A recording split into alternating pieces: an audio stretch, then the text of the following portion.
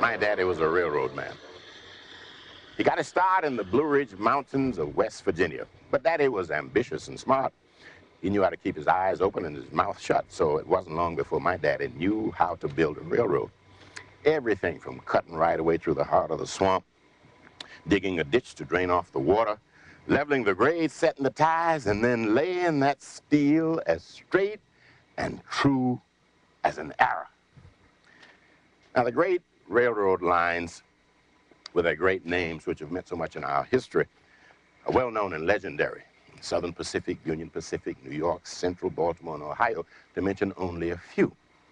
But there are, in addition to these giants, many thousands of spurs and shunts and sidings that are too short to have a name, with only 10 or 15 miles of track, or even less. Little offshoots and feeders used mostly to haul timber from the swamps. And this was the kind of track that my daddy had taught himself to build.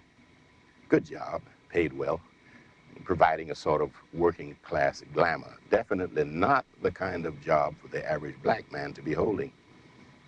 But of course, my daddy was not the average black man. Looking at all this, thinking of him, I am reminded of the very time when I discovered that I was immortal.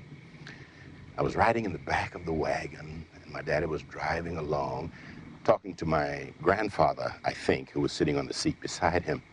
And I remember snuggling down deep and warm in my mother's arms and looking up and seeing my daddy's big, broad shoulders spread across the sky, and knowing in that look, knowing deep in my stomach that I would never die.